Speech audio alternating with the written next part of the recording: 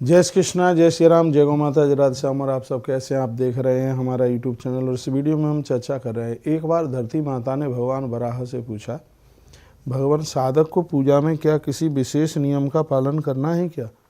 यदि करना है तो बताइए। तो भगवान वराहदेव कहते हैं, मेरा जो भक्त है, मेरा अनुयायी है, वह हमेशा धुले वस्त्र पहन करके ही मेरी आराधना करे।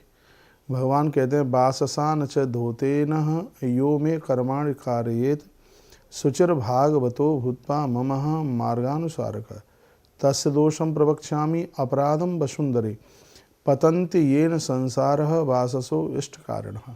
यानी भगवान कहते हैं कि जो बिना धुले हुए वस्त्र धारण करके मेरी आराधना करते हैं, हे वसुंधरे, मैं उनके दोष का परिणाम कहता हूँ। सुनो, इस दोष से वह संसार के पतनगर्त में पड़ जाता है, उसका पतन होता है। हे देवी, वह एक बार अश्व, सुन लीजिए, बिना धुले हुए कपड़े पहनकर जो पूजा में बैठते हैं, रात्रि को पहने हुए कपड़े जो पहन करके जो पूजा में बैठते हैं, उनके लिए भगवान क्या कहने लगे कि हे देवी सुनिए, देवी भूत्वा खगम तेतु जन्म चैकम न संशय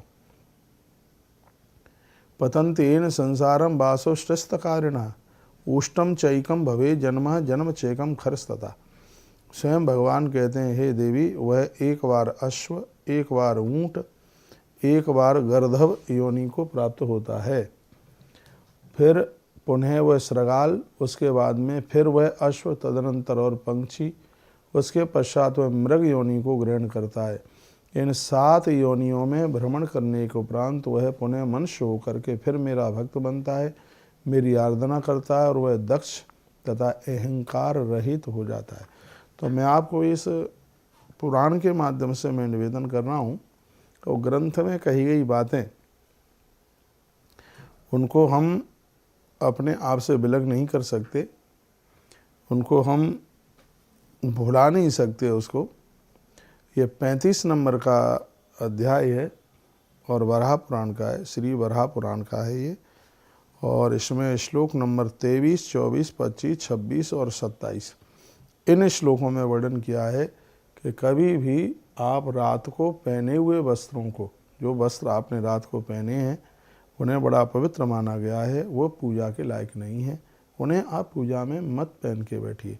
ये ज़रूरी नहीं है वस्त्र नए हों, लेकिन ये ज़रूरी है कि वस्त्र धुले हुए होने चाहिए, क्योंकि भगवान कहते हैं, जो बिना धुले वस्त्र धारण करके मेरी आराधना करते हैं, हे धरती देवी, मैं उनके दोषों के परिणाम कहता हूँ।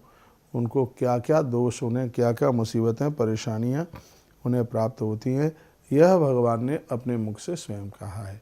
तो आप सुबह पूजा में बैठते हैं तो आप पूजा के वस्त्र बिल्कुल अलग रखिएगा। पूजा में उन्हें पहन करके फिर उनको उतार करके घड़ी मार करके उनको रख दें, दूसरे दिन फिर पूजा में पहन लें। ऐसे वस्त्र पूजा में हों जिनको पहन करके हम लघुशंका मल विसर्जन के लिए भी न गए हों।